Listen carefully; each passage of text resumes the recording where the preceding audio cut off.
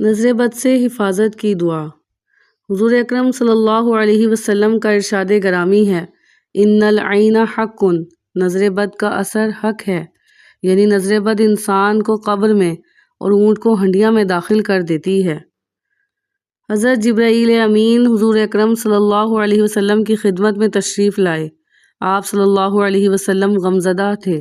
جبرائیل علیہ السلام نے پوچھا کہ آپ کیوں غمزدہ ہیں؟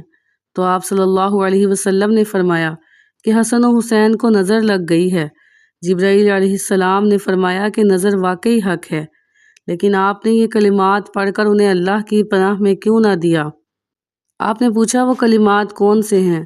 تو جبرائیل علیہ السلام نے فرمایا وہ کلمات یہ ہیں، اللہم ذا السلطان العظیم ذا المن القدیم ذا الوجہ الکریم ولی کلمات التامات والدعوات المستجابات عاف الحسن والحسین من انفس الجن واعین الانس۔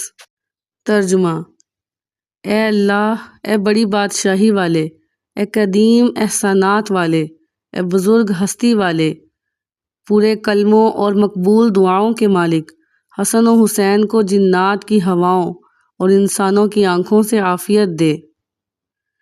حضرت صلی اللہ علیہ وسلم نے یہ دعا پڑھی تو اسی وقت دونوں بچے اٹھ کھڑے ہوئے اور آپ کے سامنے کھیلنے کودنے لگے۔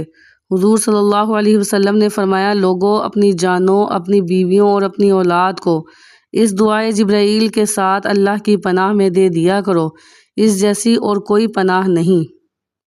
جب آپ کسی کو نظر بد کا دم کریں تو حسن و حسین کی جگہ اپنے مریض کا نام لیں۔